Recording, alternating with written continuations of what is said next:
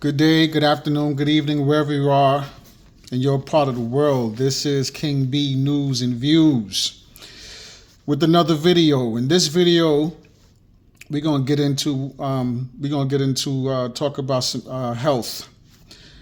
We're gonna get into health right now. Dysautonomia, the invisible illness affecting millions around the world. And this is interesting to me because, for one, I've never heard of dysautonomia. So let's learn about it. Let's see what it's talking about and what it is. Dysautonomia, a neurological illness, affects a large number of people globally, yet it remains relatively unknown and poorly understood. This condition arises when the autonomic nervous system does not operate properly, leading to a range of issues throughout the body. Symptoms of dysautonomia can vary in intensity from person to person, making diagnosis challenging and often resulting in years of uncertainty for individuals searching for answers. To gain a basic understanding of dysautonomia, including its causes, symptoms, and treatments, feel free to browse through the following gallery.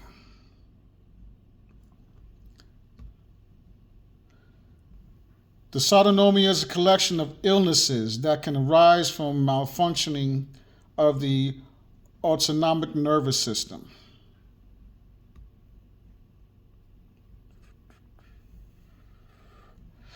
The functions controlled by the ANS, such as breathing, heartbeat, and digestion, can be affected if it malfunctions. Problems with breathing, heart and blood pressure, and bladder control may arise when the autonomic nervous system, or ANS, does not operate correctly. Dysautonomia can manifest in two different ways. One is primary dysautonomia, which means that it is a disorder in its own right with no other diseases present. Secondary dysautonomia refers to the occurrence of dysautonomia as a result of another underlying illness or disease. Various common illnesses may potentially lead to dysautonomia as a side effect. Associated illnesses. These conditions include a range of illnesses such as diabetes, Parkinson's disease, multiple sclerosis, rheumatoid arthritis, lupus, HIV, Lyme disease, Crohn's disease, ulcerative colitis, celiac disease, deficiencies in vitamin B and E, and many others. Who gets it? Dysautonomia is a fairly prevalent condition that impacts around 70 million individuals globally. It can be present since birth, gradually develop with age, or abruptly manifest later in life. Both genders are equally affected by this condition. How severe is this?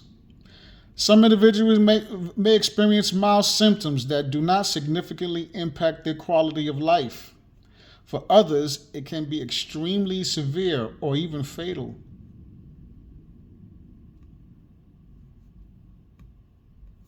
What triggers it? Dysautonomia arises when the nerves in your ANS fail to communicate effectively with other body parts, resulting in a diverse range of symptoms. The symptoms. ANS malfunctions have the potential to disrupt various bodily functions such as blood pressure, breathing, digestion, heart rate, kidney functioning, pupil dilation, sexual functioning, and temperature control. There are countless symptoms associated with dysautonomia due to the various body parts it can affect. These symptoms encompass a wide range, including balance issues, light sensitivity, difficulty breathing, chest discomfort, digestive troubles, changes in mood, fainting, and more. Causes: viral illnesses or exposure to specific chemicals can sometimes induce dysautonomia, reminiscent of chronic fatigue syndrome.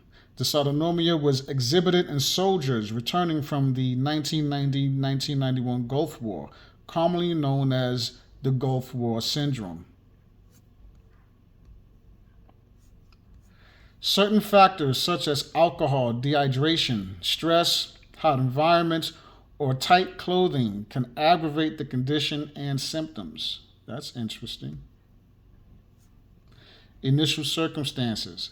As previously stated, dysautonomia refers to a group of conditions in which the ANS does not function properly. Now let's examine some of the most common conditions. Neurocardiogenic syncope. Neurocardiogenic syncope is the predominant type of dysautonomia, characterized by fainting spells.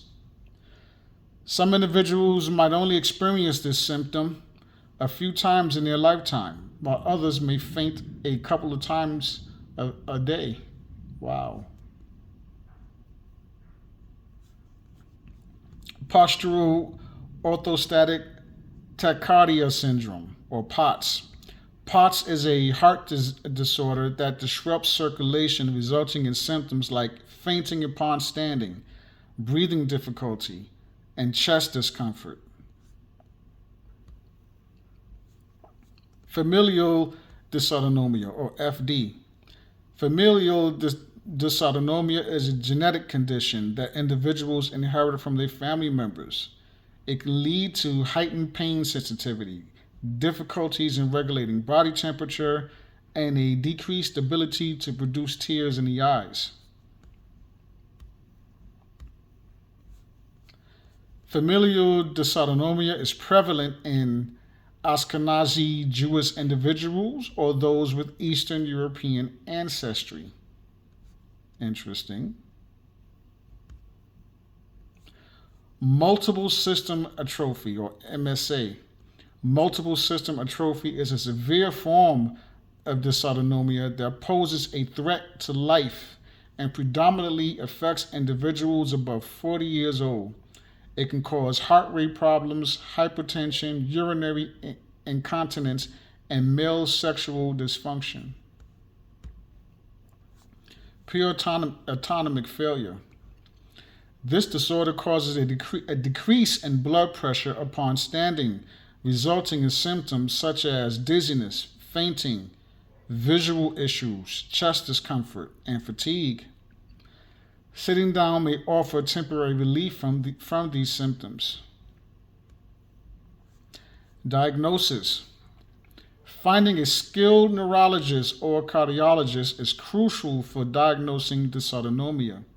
Various tests may be needed to accurately diagnose it, including tilt table testing, which is a popular choice.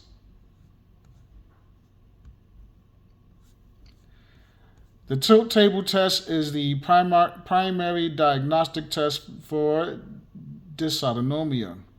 This strange-looking test moves the patient from a lying to a standing position, and this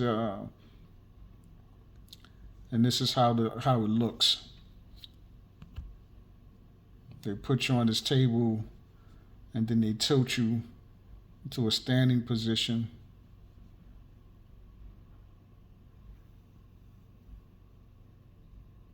And it says the tilt table test is a way to evaluate the cause of unexplained fainting.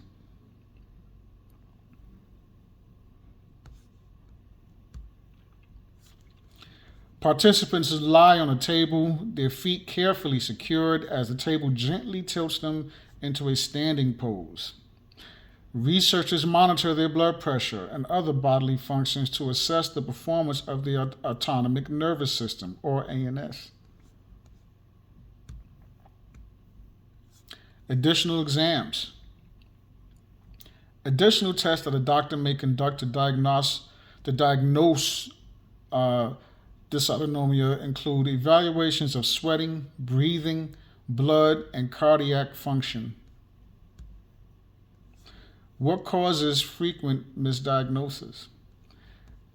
Dysautonomia is commonly referred to as an invisible illness and can pose challenges in terms of diagnosis. Symptoms are wide ranging and are frequently dismissed or misinterpreted by less experienced healthcare professionals. What is the treatment? There is currently no cure for dysautonomia. However, numerous therapies exist to effectively manage the symptoms.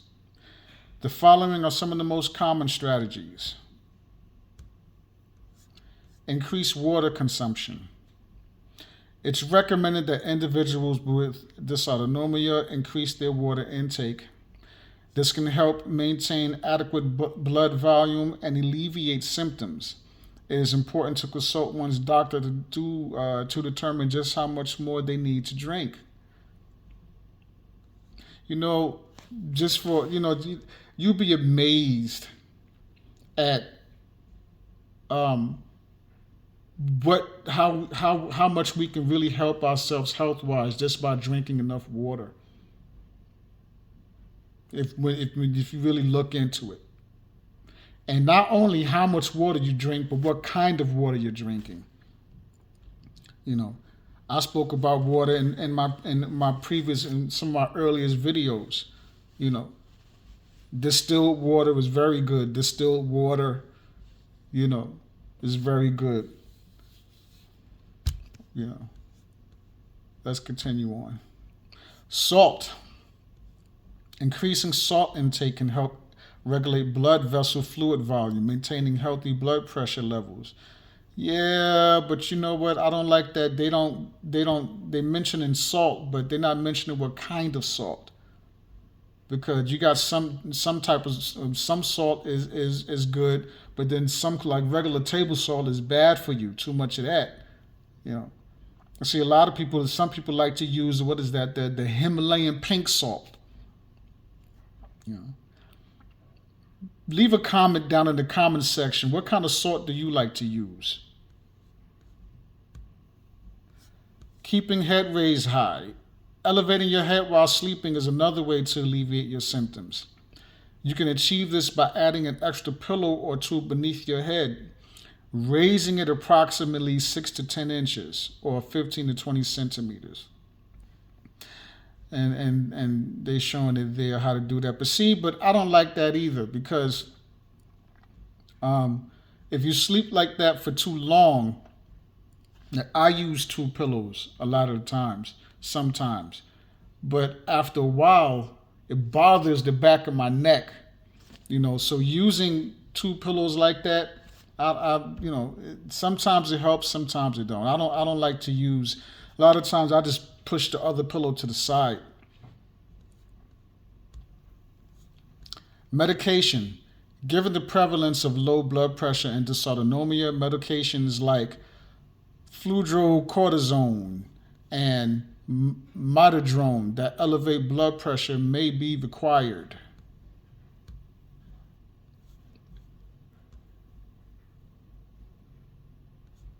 Given the prevalence of low blood pressure and dysautonomia, medications like fludrocortisone and midodrone that elevate blood. I just read that. Okay, that's the end. All right. That is the end of that article. So, you know what? I decided to click on this article and share and drop this video for those who are watching, because I've never heard of dysautonomia, and there's a lot of symptoms and that can lead to dysautonomia, so I definitely learned some things, and I will be looking further into it, because some of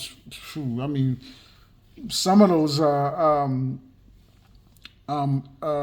warning signs, if I think hard enough, I may have experienced, but definitely see a doctor, talk to a doctor, Get your referrals if you need to. If what I've read in this article, some of the warning signs you experience it, talk to your doctor. Get a referral to a cardiologist or a neurological specialist. You know, and and talk about it. Because again, I've never heard of dysautonomia. Right? But that's all I got for this video. This is King B News and Views. Once again, as I stated in my previous video, I changed I changed my name. Instead of King B is now King B News and Views. Welcome to the channel. Shout out to all my subscribers. I appreciate each and every one of you.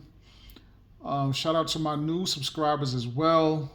For those of you checking in, if you're not subscribed, please do subscribe. Check my previous videos out. I got some important information in my previous videos, all my previous videos, as well as some workout videos, inspirational videos that I have on my channel. Drink your water, people. Drink your water. Drink plenty of water. Are you drinking enough water? Ask yourself that question, right?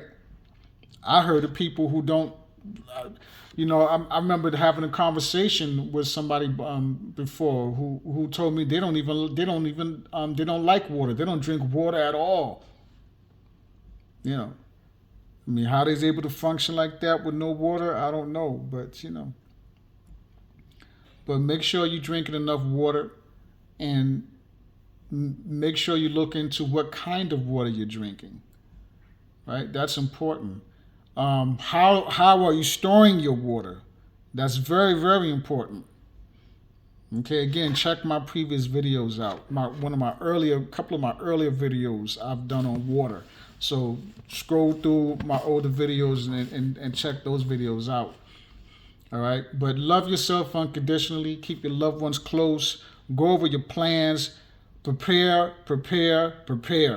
And when you think you've prepared enough, prepare some more. You're not done, right? Make sure that you're ready, so that no matter what circumstances, situation that you face, you know exactly how to handle it because you've been preparing for it, no matter what happens. All right? Protect our children and our babies. It's very, very, very important. Very important. Protect our women also. Shout out to all the natural born women out there. Okay? That's all I got for you. This is King B News and Views. Signing off to the next video. Peace, everyone.